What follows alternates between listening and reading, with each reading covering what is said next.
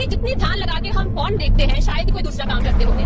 धन्य हो हमारे ऋषि मुनि जिन्होंने थोड़ी सी संस्कृत यूज करके अपने बड़े बड़े कांड छुपाए हैं। कामा टेम्पल देखने गई, 3 मिनट तक मैंने मूर्तियों को देख के सर खुजलाया और देखा कि अंकल की शक्ल किधर है और आंटी की टांगे किधर। ये वीडियो में आप जो लड़की को देख रहे हैं ना, इनका नाम है सुरलीन कौर। और ये क्या कह रही हैं अपने वीडियो में? ये कह रही हैं कि इस्कॉन वाले पोर्न देखते हैं। बेशक तो हम इस्कॉन वाले हैं मगर हम पोर्न देखते हैं। ये कह रही हैं कि हमारे पुराने ज़माने के जो ऋषि मुनि थे उन्होंने बड़ी चालाकी से कामसूत्र जैसे ग्रंथों का उल्लेख किया है, उन ग्रंथों को बनाया है संस्कृत भाषा में। ये सीधे तौर पर कह रही हैं कि हमारे ऋषि मुनि पोर्न देखने के आदी थे, वो अश्लील फिल्में देखते थे, अश्लील कृत्य करते थे। और वो साथ ही यही कहती हैं कि इसीलिए उन्होंने कई सारे मंदिर बनवाए हैं इस तरह के, जहाँ पर इस तरह की अश्लील मूर्तियाँ हैं, जहाँ पर बिना कपड़ों वाले लोग सेक्स करते हुए दिखाई देते हैं। और उन्होंने कई सारे मंदिरों का एग्जाम्पल भी दिया। तो ये एक हद हो गई है। मतलब जिसको जो भी समझ में आता है वो हिंदू धर्म के ऊपर, सनातन धर्म के ऊपर जो भी समझ में आता है वो बोलने लगता है और ऑडियंस सुन सुनकर ताली बजाती है। वहाँ पर जब ये स्टैंड अप कॉमेडी कर रही थी तो वहाँ पर क्या इतने सारे लोग जो ताली बजा रहे थे तो क्या वो हिंदू नहीं थे? क्या उनको समझ में नहीं आया कि ये जो बोल रही है सीधा सीधा हिंदू धर्म का मजाक उड़ा रही हैं? ये सीधे सीधे अनैतिक और आपत्तिजनक भाषा का इस्तेमाल कर रही हैं, जो कि बिल्कुल अमर्यादित है। जब इस तरह का वीडियो वायरल हुआ और जब कुछ हिंदू संगठनों की नज़र में आया, इस्कॉन मंदिर वालों की नज़र में आया, तो उन्होंने इस लड़की और इनकी कंपनी यानी कि शेमारू एंटरटेनमेंट, इनके खिलाफ FIR कर दी। और ये बिल्कुल सीधा सीधा एक मामला प्रतीत होता है कि उन्होंने हिंदू धर्म के मजाक उड़ाने के उद्देश्य से ये सारी बातें कही हैं। लोगों को हंसाना है तो हंसाइए ना आप, किसने मना किया है? आप क्यों हिंदू धर्म का मजाक उड़ाती हैं? आप क्यों हमारी जो संस्कृति है, हमारे जो पुराने ऋषि मुनि हैं, उनके बारे में आप बात क्यों करती हैं? इस्कॉन जो कि एक बहुत बड़ी संस्था है, भगवान कृष्ण के लिए, भगवान कृष्ण के कीर्तन करती है, भगवान कृष्ण के बारे में सबको बताती है। आप अगर कभी इस्कॉन मंदिर गए होगे तो आपने वहाँ देखा होगा कि किस तरह से इस्कॉन समिति वाले, इस्कॉन मंदिर के जो भी भक्त होते हैं, वो किस तरह से श्री कृष्ण की भक्ति में पूरी तरह से डूबे रहते हैं। और वो सबको ये संदेश देने की कोशिश करते हैं कि आप भी श्री कृष्ण की जो बताए हुए मार्ग है उन पर चलो। गीता कितना बड़ा ग्रंथ है, हिंदुओं का सबसे प्रमुख ग्रंथ है गीता, और उसका भी मजाक इस लड़की ने उड़ाया है। सुरलीन कौर, आप जहाँ भी हो, क्या आपको और कोई टॉपिक नहीं मिलते इस तरह से लोगों को हंसाने के लिए? क्या धर्म का मजाक उड़ाकर ही लोगों को हंसाया जा सकता है? आज और कुछ सालों से लगातार इस सनातन धर्म का मजाक कुछ लोगों के द्वारा उड़ाया जा रहा है। आपने कई बार देखा होगा कि कुछ हमारे यहाँ त्यौहार आते हैं, हमारे यहाँ दशहरा आता है, तो आपके मोबाइल में मैसेजेस आने लगते हैं कि रावण सीता को भगाकर ले गया है और राम की सेना में कुछ बंदरों की आवश्यकता है, तो कुछ बंदरों की आवश्यकता है, बंदरों की भर्ती हो रही, इसलिए आप भी आ जाइए, अप्लाई करिए। और लोग फटाफट उनको फॉरवर्ड करते जाते हैं। क्या आपको समझ में नहीं आता कि ये मैसेज कौन बना रहा है? और आप बिना सोचे समझे अपने धर्म का मजाक उड़ाते हुए इस तरह के मैसेज फॉरवर्ड करने लगते हैं। चाहे होली हो, चाहे नवरात्रि हो, चाहे गणपति जी हो। नवरात्रि में लोग किस तरह के मैसेज फॉरवर्ड करते हैं कि 9 दिन दुर्गा पूजा, बाकी के दिन मुर्गा मुर्गा। ये क्या है? क्यों आप लोग इस तरह के, हम सब लोग इसके लिए जिम्मेदार हैं। चाहे ये व्हाट्सएप के मैसेज हो जो कि लगातार हर त्यौहार पे, चाहे रक्षाबंधन हो, दिवाली हो, दशहरा हो, संक्रांति हो, हर तरह के मैसेज ये चलते रहते हैं और लोग उन्हें धड़ाधड़ शेयर करते रहते हैं और अपने ही हिंदू धर्म का मजाक उड़ाते रहते हैं। व्हाट्सएप मैसेज की अगर बात छोड़ दी जाए तो हमारा फिल्म उद्योग देख लीजिए, हमारा बॉलीवुड देख लीजिए, हिंदुओं का मजाक उड़ाने में बिल्कुल भी पीछे नहीं है। वो कभी मंदिरों में लड़की छेड़ते हुए दिखाई देते हैं। कई बार आपने वो सीन देखा हो, कई सारी मूवियों में ये सीन बताया गया है जहाँ पे मंदिरों में लड़कियों को छेड़ते हुए दिखाया गया है। कई बार पुजारियों को रिश्वत देते हुए दिखाया गया कि आप जल्दी जल्दी फेरे करवा दीजिए। कई बार बड़ी स्पीड में लोग फेरे करवाते हैं। तो ये बहुत सारी चीज़ें हैं जो कि सीधा सीधा इशारा करती है हिंदू धर्म के मजाक उड़ाने को लेकर। बहुत सारी कंपनीज़ है, कॉन्डोम बनाने वाली कंपनी है, वो मंदिरों में उनके शूट करती हैं।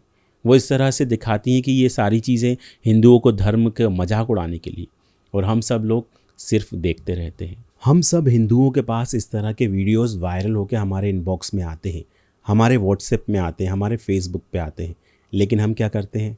हम उनको देखते हैं, मज़ा लेते हैं, लाइक दबाते हैं और आगे बढ़ जाते हैं।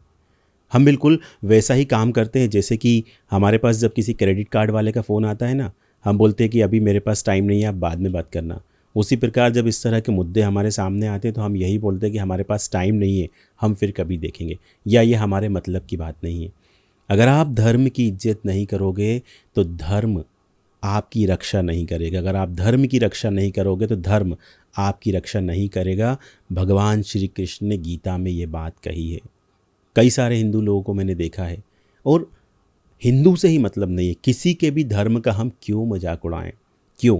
क्या ये किसी कुछ ही संगठनों ने क्या इसका ठेका ले रखा है कि हर बार वही लोग आगे आएँ, हर बार वही आंदोलन करें, हर बार वही आगे आकर लोगों को समझाएं, हर बार वही आकर उनकी FIR दर्ज करवाएं? जब इस्कॉन मंदिर वालों ने, इस्कॉन समिति वालों ने उनके ऊपर FIR दर्ज कराई तो उनकी अक्लें ठिकाने आ गई। शिमारू एंटरटेनमेंट वाले हैं, उन्होंने तुरंत अपना वीडियो हटा लिया और साथ ही 2-4 पेज का माफ़ीनामा भी दिया कि हमसे बड़ी भूल हो गई, हमसे बड़ी गलती हो गई है।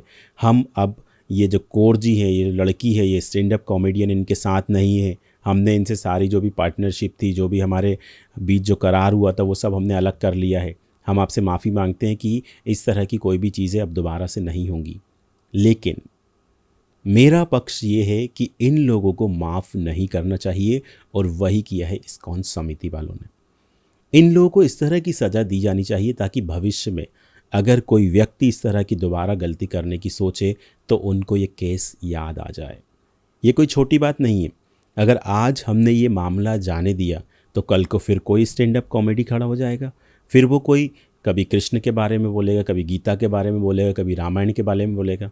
तो आज कृष्ण के नाम पे, भगवान कृष्ण के नाम पे कितने जोक बनते हैं, राधा के नाम पे कितने जोक बनते हैं, आज भगवान राम के नाम पे, अयोध्या के नाम पे, माता सीता के नाम पे हज़ारों जोक्स बनते हैं। और कई बार ऐसा होता है कि वो जोक्स आप तक आ नहीं पाते, लेकिन दूसरे ग्रुप्स में वो चलते रहते हैं और हमको इसकी खबर भी नहीं होती। अब इससे होता क्या है कि हमारी जो नई यूथ जनरेशन आ रही है, उनके मन में हमारे धर्म के प्रति कोई भी सम्मान नहीं रह जाता है, क्योंकि यूथ किसको फॉलो कर रहे हैं? जो कोर की जो स्टैंड अप कॉमेडी वहाँ पे हो रही थी, वहाँ पे कितने सारे लड़के लड़कियाँ बैठे हुए थे, खिलखिलाहट की आवाज़ आ रही थी। उन लड़कों की उम्र किसी की 15, 17, 18, 20, 22, 25 तक की एज होगी। और यही यूथ आगे जाकर हमारे धर्म के बारे में अपनी आस्था बनाएंगे, अपने मन में विचार बनाएंगे कि हाँ, वो कोर ने ऐसा कहा था। उसके दिमाग में कहीं ना कहीं ये बातें आ जाती हैं कि कामसूत्र क्यों लिखा गया था। और सही ज्ञान जब तक उनके पास नहीं आएगा तो जो कोर ने जो बातें कही हैं वही उनके दिमाग में घूमती रहेगी। इसलिए दोस्तों, जब भी आपके सामने या आपके पास धर्म का मजाक उड़ाते हुए कोई भी वीडियो आए या फिर कोई ऑडियो आए, कोई भी टेक्स्ट आए, तो तुरंत उसका जवाब आप दीजिए। तुरंत ये नहीं कि ठीक है हमने पढ़ लिया और हमने आगे फॉरवर्ड कर दिया, नहीं फॉरवर्ड किया और चुप हो गए। आपको चुप नहीं रहना है, आपको उसको फॉरवर्ड नहीं करना है, लेकिन जहाँ से वो मैसेज आया है उसको बिल्कुल वार्निंग के साथ ये बोलना है कि अगली बार से ये मैसेज किसी को फॉरवर्ड मत करना। और ये मैसेज आपको किसने भेजा, वो व्यक्ति अगर नहीं मानता है तो आप उसके खिलाफ़ कंप्लेंट कीजिए। और जब बार बार इस तरह से कंप्लेंट होंगी तभी हमारे धर्म का मजाक बनना बंद होगा, क्योंकि अब बहुत सारी चीज़ें हो चुकी हैं। आप भी हमेशा एक बात ध्यान रखिए, ना तो अपने धर्म का मजाक उड़ने दीजिए और ना ही किसी दूसरे धर्म का मजाक उड़ाइए। सभी धर्म बराबर हैं, सभी धर्मों के प्रति हमारी आस्था होनी चाहिए और सभी धर्मों का हम लोगों को सम्मान करना चाहिए। आपको याद होगा कि कठुआ में एक कांड हुआ था, एक बहुत ही शर्मनाक कांड हुआ था। उसके बाद पूरे हिंदू धर्म के ऊपर लोग चढ़ गए थे। पूरे हिंदू धर्म को उन्होंने कुकर्मी बता दिया था कि जैसे सारे हिंदू धर्म ने ही ये सारी चीज़ें की हो।